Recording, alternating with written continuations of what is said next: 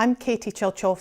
I'm one of the clinical nurse specialists at St Francis Hospice, working in the specialist community and crisis support team. Most of that work is done either by giving telephone support or by visiting patients in the community and giving advice about symptom control, about emotional support, financial support, signposting these patients to all of the community services, but also making sure they're signposted to all the different hospice services. We became involved as far back as, I think it was April 2014.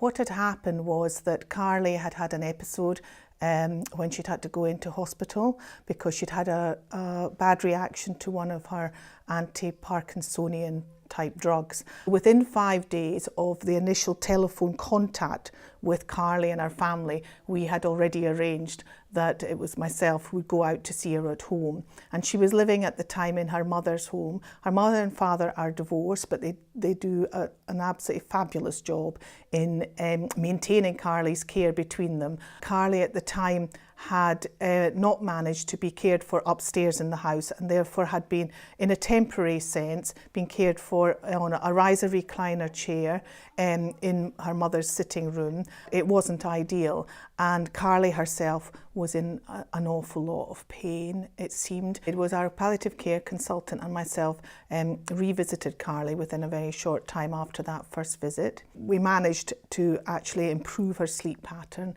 improve her pain control, make things much calmer at home. There was equipment issues so that we could actually ask the local district nursing service to order a specific hospital style bed to make Carly so much more comfortable at night. I see Carly mainly at the day centre these days. She usually greets me with a huge smile, which is the indication, I think, that she probably recognises me now and understands and trusts me. In between times I'll be on the phone. I would imagine it's probably a weekly or every 2 weeks with usually her mum.